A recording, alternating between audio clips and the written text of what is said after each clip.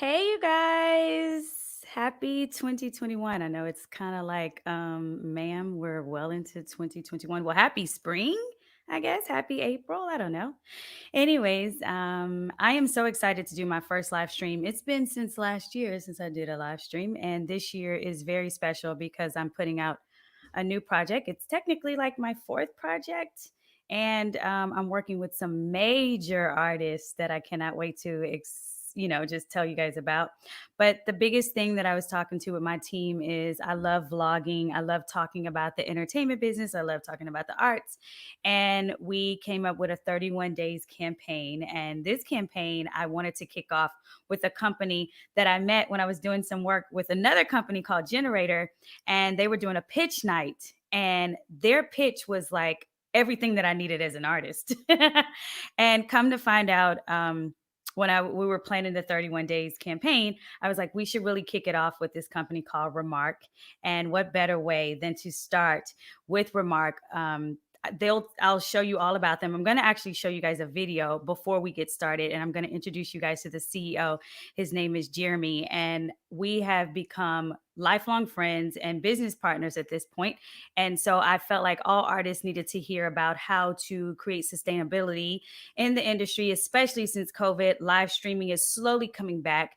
But of course, reading all the articles and seeing how many things we have to continue to endure as artists, to me, still at the bottom of the totem pole of making income and really seeing transparency, Remark is that solution. So without further ado, I'm going to play their 4-minute intro, and then we're going to go into all the things that they are doing for artists and the mobility for independent artists, especially. And so I hope you guys enjoy this live stream. It is the first one ever, and there's so many more to come.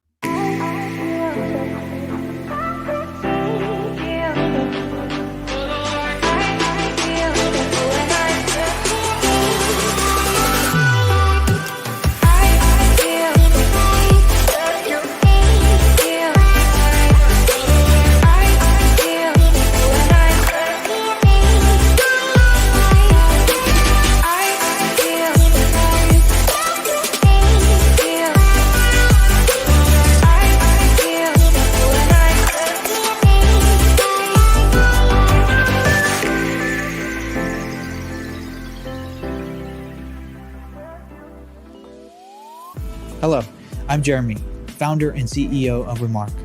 We're an audience relationship management company solving direct-to-fan communication for creators. As a creator, you don't own your audience because social media and streaming platforms control the means of communication and engagement. This directly translates to lost income. Today, artists require multiple services to engage their audience across channels via social ads, scheduled posts, SMS, and email marketing. Altogether, creators and their teams often manage over 10 different communication channels, each with a unique audience. But what if you could manage all of your communication from one place? Well, I'm here to share with you how you can do just that with our solution. Here at Remark, we're building a centralized communication hub for all creator audiences. Artists, managers, agents, and labels can use our tool to engage their fans on platforms they're already using via social ads, scheduled posts, email, and SMS campaigns. In addition, our users can get detailed insights, including streaming data, on their performance and invite their team to securely collaborate with them. So, how easy is it for our users to get started? Well, to quote the Jackson 5, it's as easy as 1, 2, 3, and users can be up and running in a matter of minutes. So, step 1, sign up and create a talent profile. Step 2, sync your data from social, streaming, and subscriber lists. And 3, begin to supercharge your audience engagement with direct-to-fan, email and SMS messaging, omnichannel ads, and growth strategies.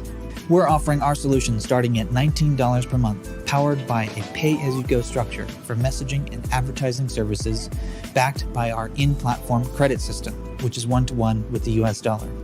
As a result, Remark's solution is flexible and scales with our users' needs. So, what's the value of this opportunity? Well, Remark is positioned as part of the global CRM market, a sector which is still growing, but we look specifically at the music space to develop our initial market size, with a TAM of 7.8 billion, SAM of 2.4 billion, and SOM of 371 million. Now, what's really cool about our business model is that the majority of our sales will be done through a network of reseller partnerships, helping us bring our solution to existing user bases. In doing so, we'll provide value to our partners through revenue and data sharing, as well as increase our value to users by integrating directly with our partners' APIs. So how will it work? Using the Powered by Remark moniker, we'll provide custom skins of our product hosted on dedicated domains that will reflect the branding of our partners. Complete with single sign-on technology, we'll provide a seamless branded experience for our partners' existing user bases to take full advantage of our combined feature set. At Remark, we're an international team of innovators with decades of experience in music, business, and software development. Because of our first-hand experience and insider knowledge of both the music and tech industries, we're ideally suited to deliver the solution I'm outlining for you today. Collectively, our team has more than 100 years experience in our industries and has worked at leading companies including Universal, Warner, Red Bull, and Oracle. The global pandemic has highlighted the importance of digital communication for artists, as it's the only way they can now engage their audience. There are over 25 million creators who need to communicate with billions of fans worldwide, and yet there is no one platform that helps them effectively manage their audience communication across channels. Remark's solution is perfectly designed to solve this timely need. Thank you.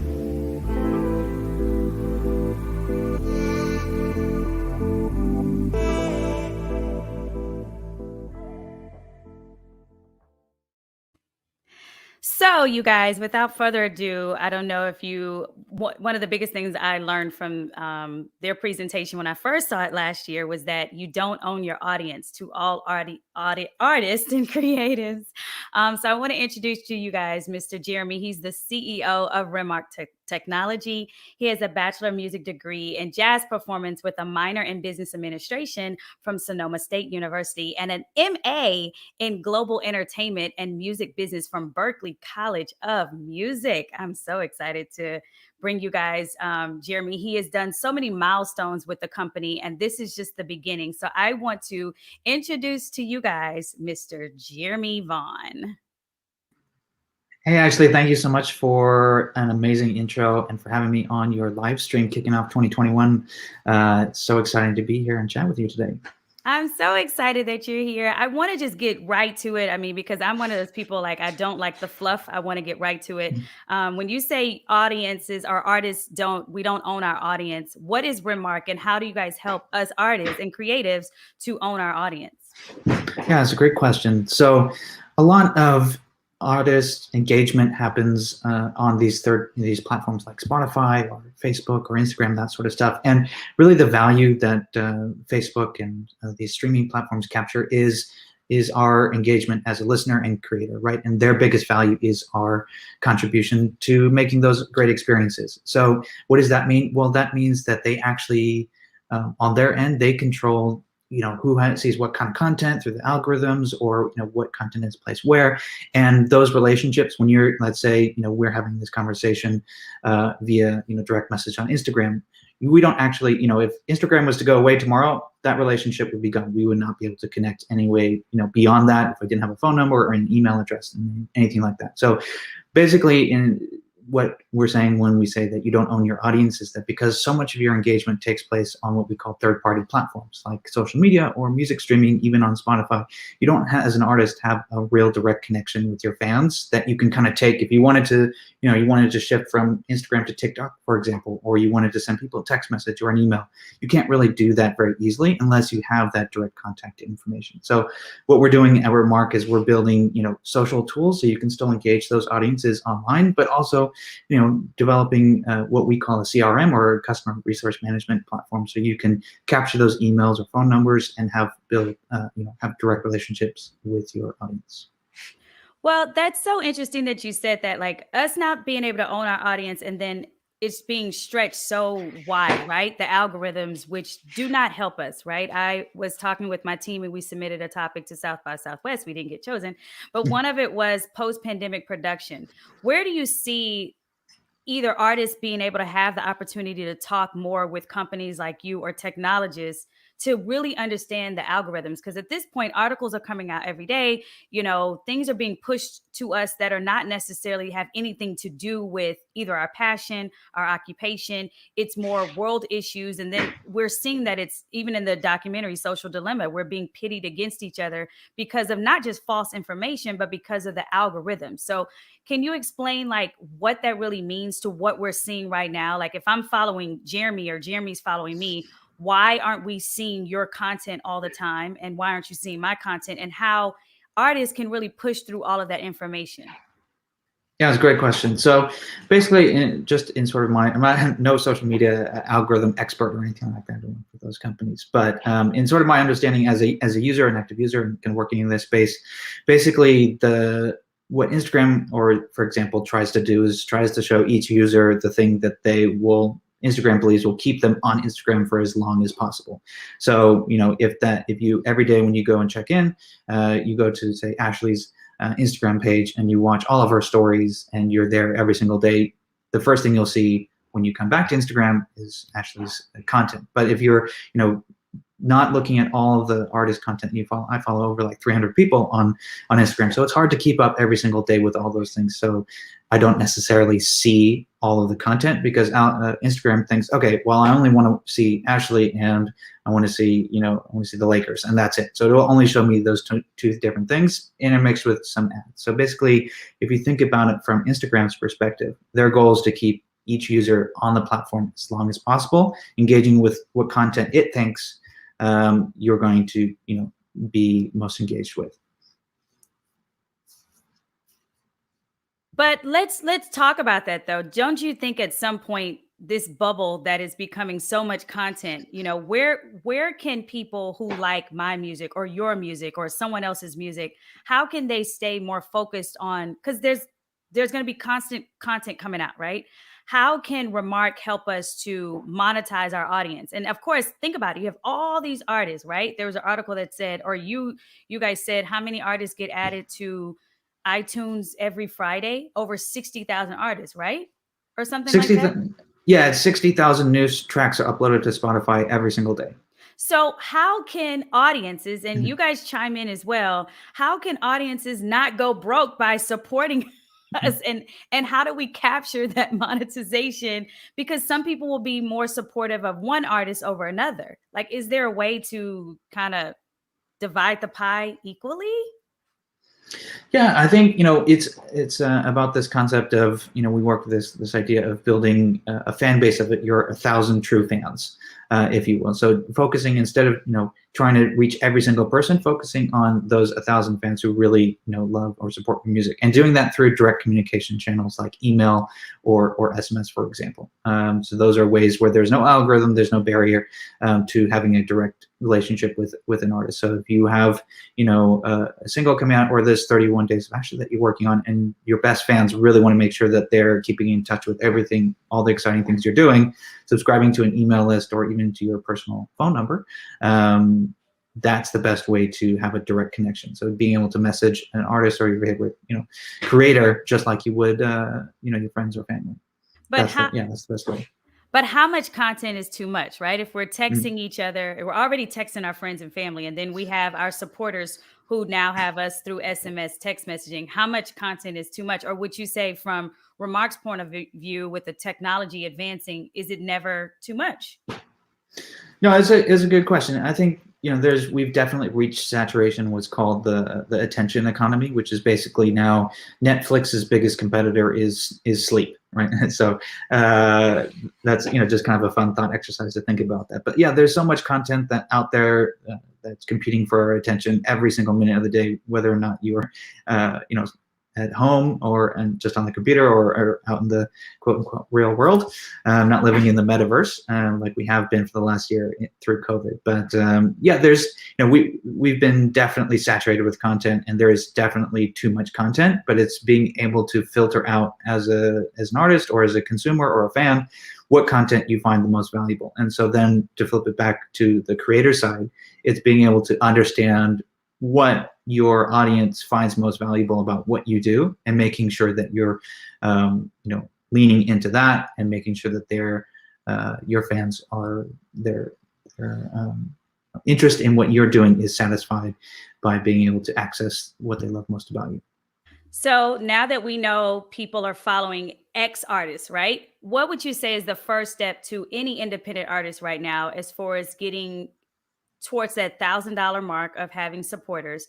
What is the first thing outside of having the content, or maybe even suggesting what content to start with on the smaller scale to make sure that they get their $1,000 fans? And then what would you say is like, where would you start? Where would you encourage an artist today to start? Would you say getting emails? And then have you noticed emails are still like the champion of communication? I think mail is. I love putting cards in the mail, but that's just me. But what do you say? Where would you say is the first place to really start? Or where is something that you've noticed artists have negated some information to get content out? Yeah, great question. I was on a Clubhouse room a couple nights ago, and I think it was with Raised in Space, really cool music VC, as well as a management company called 740 Projects. And one of the things that they said, which I thought I totally agree with and think is very cool, is the idea of Twitter actually being the most influential kind of social platform right now. For artists as well, because it gives you the ability to kind of not only post your own content, but join the conversation with something else that you're passionate about. And that's a great way of starting to build audience. So where you're not just necessarily posting a picture every day and hoping people come and like it, but trying to join the conversation. And that's one of the ways that these social platforms really work as well, is they sort of reward commenting and engagement and push those things, those posts further to more audiences. So I would definitely say joining a conversation is a great way to start building audience and growing that. And then absolutely collecting emails. Emails are still, the bread and butter of marketing and communication and building an audience. Text message is something that we're very passionate about as well at Remark. But I would say probably saving that until you have at least, 100, 200 fans, just to make sure that you're getting the most value out of that, because it can be expensive just to, pay for sending text messages and all that sort of stuff. So number one, I would say find a conversation that you're passionate about, that you can authentically engage in, or, build an audience that way by sharing your thoughts or your opinions, or even if it's that your favorite song that you're listening to that week or something like that. Maybe make a playlist of some favorite music, but stick your own song in there and then share that on Twitter. That could be a great way to start building audience. Wow. Okay, well then after they have first of all, I love Twitter. I feel like Twitter is so underrated. When Instagram and Facebook went completely out, then Twitter, people were laughing on Twitter like, Twitter is still here. It's kind of like the MySpace of this generation, to me, my generation, but that's where I get all my news from. But I guess the question would become, where should an artist start? So do you think the website, still having a website, is valuable? As of course, that's where the MailChimps and all of that stuff comes in at. But do you think the website is still the most important? And then once they get with Remark, like, let's just start talking about how Remark can help enhance what they already have, or that foundation. Let's start with that. What foundation do you think artists should have before maybe coming and partnering with Remark? Yeah, great question. So you definitely need to have a website. I think that's, it's important that people can find you. It doesn't have to be super complicated, just a single one pager or something like that. It's very easy to do that. Definitely have that. Make sure you have your social media set up. Doesn't matter necessarily how many followers you have, just making sure that you're available and discoverable on each one of the platforms. It's great to have, sort of at least one kind of keystone piece of content that you can build your messaging around, whether that's just one single, it's a video on YouTube, it's a cover of something like that. Those are great places to start.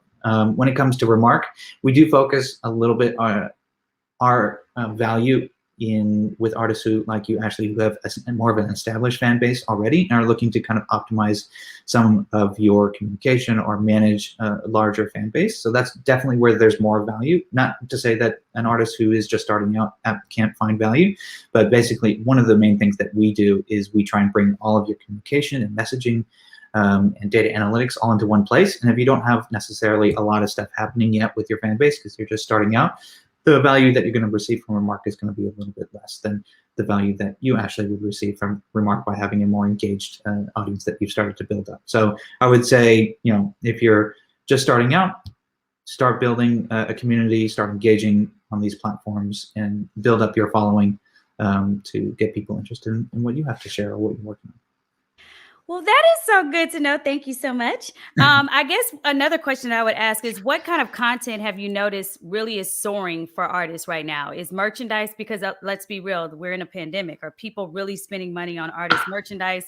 Are artists really putting investment into their SMS or either tangible products to get out? Like, what have you been noticing a trend of?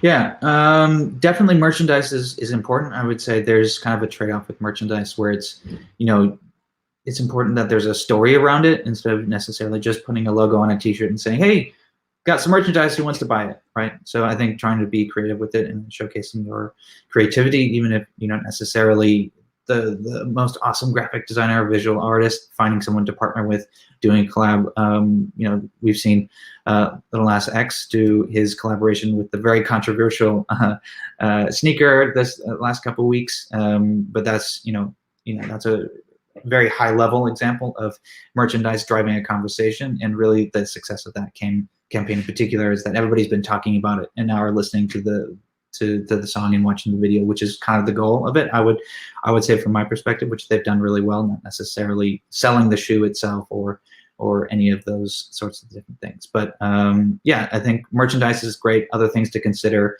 are, a Patreon type of fan subscription is another great way of generating revenue.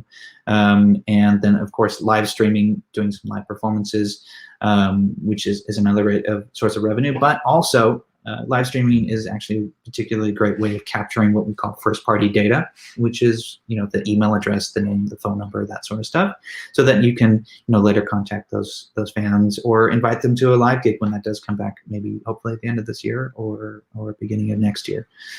So there's a lot of different strategies, from building revenue models across multiple platforms, across different types of products, whether that's a Patreon subscription, merchandise, plus you've got your streaming. Those are just some different examples of how you can build what we call like an omnichannel or multi-channel revenue stream. Wow, I know I'm so behind on my Patreon. I just feel like every time people are like, can you sing for my aunt? Can you sing for my cousin, a birthday thing? I'm like, maybe this is a Patreon idea. I have a question that came in. So it says, what's Jeremy's prediction for where the industry will be going since technology will continue to advance and everything else seems to be so astroturfed that you don't know what's real and what's not? Really great question. Thank you, Andre, for that question. Jeremy, that's a question for you before I ask my final question. Yeah, it's a great question, Andre. There's been a lot of stuff right now with NFTs and blockchain and these kind of future-looking technologies about artists being able to create assets that are just based in the digital space and being able to monetize those and connect in different ways, or other things like creator coins, which is basically like, if you're familiar with cryptocurrency or anything like that, it'd be like having your own sort of Bitcoin where fans could invest in you and buy that coin. And it's another kind of way of crowdfunding, but also of status, and saying, if I bought the coin, I could say that, hey, I'm part of your club, I'm supporting you, and maybe because I hold a coin, I can get some special access to a live stream or a tour or some early access to merch or something like that. So the future of definitely the industry is definitely going towards this blockchain space. Is something that we've been looking into at Remark and seeing how we can engage with that and support creators who are releasing and creating NFTs. But I would say there's still a lot of work to be done, just sort of on the basic kind of things of building merchandise businesses, building cross-channel revenue streams that the music industry hasn't fully adopted yet. Obviously, there are artists at the top of the game, or artists like you, Ashley, who are thinking about all this kind of stuff, and I think more artists should be thinking about that versus just saying, hey, I want to get my song on a playlist and hope that it gets to 1 million plays. There's so many more activities. There's so much more opportunities that technology has, enabled the artists to do, and the barriers to entry are so low compared to what they used to be. So just thinking outside the box, and there's so much stuff that you can try on some of the things that we talked about today. But I would definitely say blockchain, NFTs, kind of cryptocurrency, Web3 technology, that's where it's going. But there's still a lot of work to be done today with what the tools we have available now.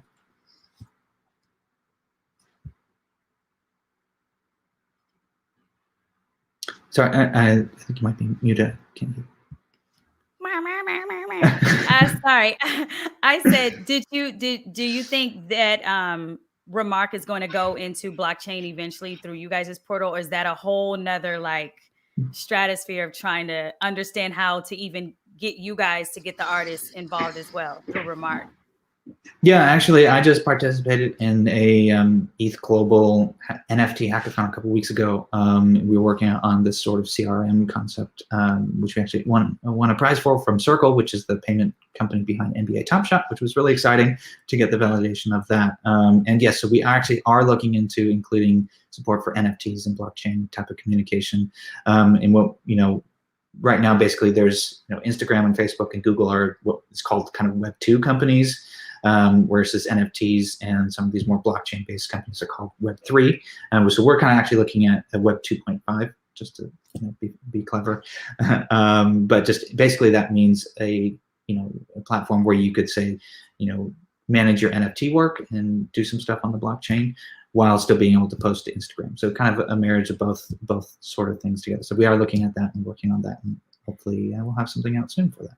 Well, congratulations. Okay, now you guys see why I had to kick off the 31 Days of Ashley Tamar campaign, because Jeremy's team, they have been so cutting edge, and it's very hard to meet people who pierce through the noise, as we say, and that's what made us work with them, and I'm so excited to work with them. So if you are not texting me on my new number through Remark, you are missing out on some exclusive information. So before we go, Jeremy, let's talk about how artists should sign up with Remark, like where do they go and all of that stuff.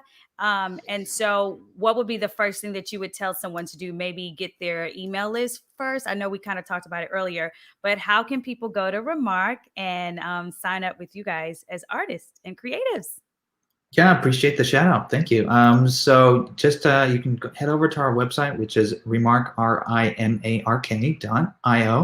and you can click on the top right. It says sign up. It's totally free. We're technically still in our beta testing period. We haven't launched yet, so there's no subscription fees, and we welcome anybody who wants to come and check it out. And then we do have a contact on there, and we would love to chat with any artist and help you get set up, get you started, and happy to consult on what audience you have now, how best to use the platform, all that sort of stuff.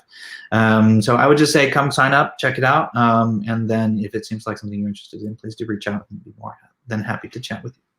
And then there was another question that came in. It says, how can a fan or average person make money off a Remark? Well, an average person, you can certainly be an investor. How about that? There's no way to necessarily make money off of Remark at the moment. We're not a platform like an Instagram or Facebook. We're more of like a Hootsuite or a MailChimp or Salesforce kind of a business tool. Oh, well, there's your answer, Mr. Lava, Mr. or Mrs. Lava Heat.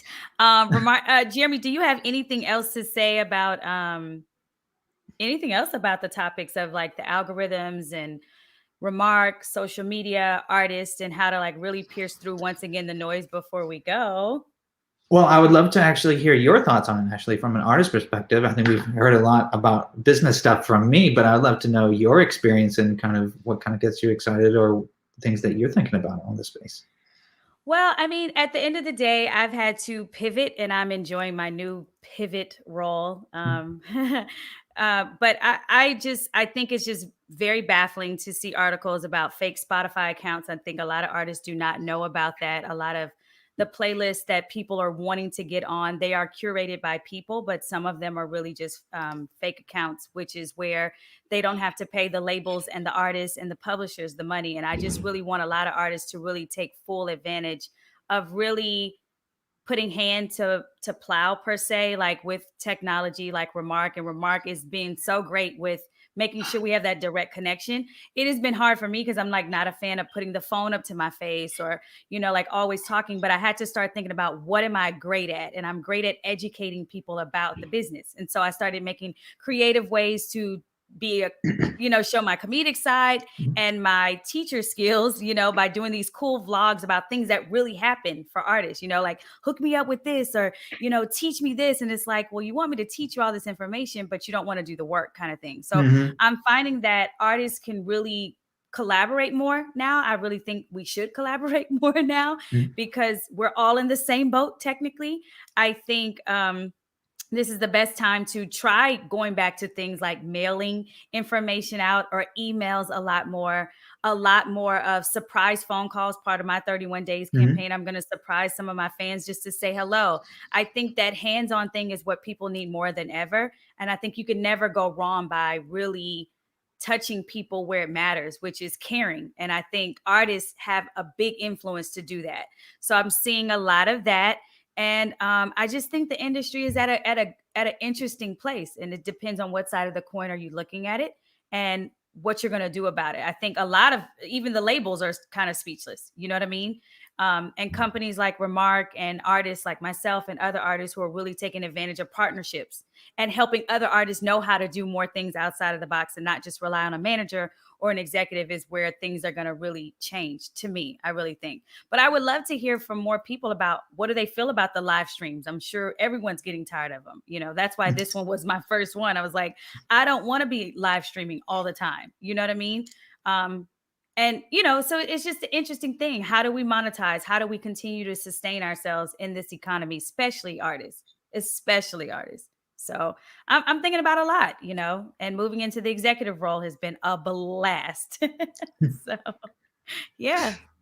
Absolutely. No, I love that the idea of, giving back first. And that's something I've definitely talked about with a lot of artists is, being able to share your experience, whether that's working with labels or going on tour or performing with different artists and be able to just kind of get that behind the scenes kind of look and what it's about. And that's it's a great way, even as to grow a business like Remark, to be able to start doing things like this. We're sharing information or sharing our perspective and our experience. I think that's one, great way to kind of get people engaged in the conversation. I think there should be, a lot more education in the space, definitely, to make sure that, a lot of artists don't necessarily know that there are these other opportunities to engage with fans or to make a living or things like that.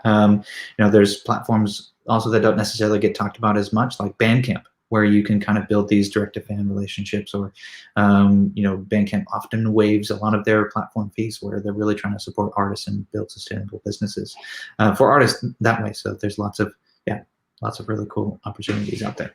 You just said something very interesting before I let you go. What aggregator do you feel is really doing the best for artists in general? And of course, I'm an independent artist, so I'm going to speak from that perspective.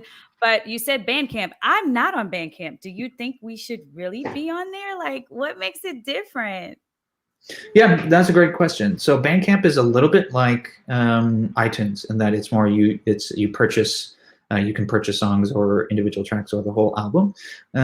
So it's definitely for a different type of customer or fan, consumer, who's not necessarily looking to have the greatest Ashley playlist and listen to it in their car. It's more of like having a more direct listening experience and be able to buy that music and support the artist directly. So it's another way of artist supporting. And I definitely believe that artists should be on as many platforms as possible. And Bandcamp's a great one. There are other ones, like I've been checking out. One is called Loom, Lum, which is a pretty interesting take on streaming. It kind of combines Facebook and Instagram social platforms with a kind of a SoundCloud model where you can upload your own music directly in the platform. But they also have this cool thing where you can directly send money to fans through tipping, or they have their own kind of in-platform coin. So it's a little bit like a game where you can reward different creators that you like. So there's lots of different platforms to be out there. I would just say go out and, as a creator, find which one you feel you can authentically engage with, and then pick your favorites. I mean, you don't have to be on all of them, but I think it's important to check them all out at least. Wow. Okay. Well, someone did ask, is there going to be a Remark Music Festival? I think that you should really start thinking about that. And I guess they said that they came up with the idea, so you need to pay them for that idea. But all right, let's do it. I just want to say from the bottom of my heart, thank you so much, Jeremy, for kicking off 31 Days of Ashley Taymar. We will replay this for more artists to be able to find out about you guys and more about what's going on and how to really monetize and get out there. And I just cannot say from the bottom of my heart, thank you so much. Thank you, Ashley. It was an absolute pleasure to chat with you today, and looking forward to engaging with you more on future podcasts or maybe a clubhouse or something like that. And yeah, thanks so much for a great conversation and for inviting me to your live stream today. I know. Thank you so much. And you guys tell thank you to Jeremy. And until next time, thank you. Until next time, thank you. Bye. Bye.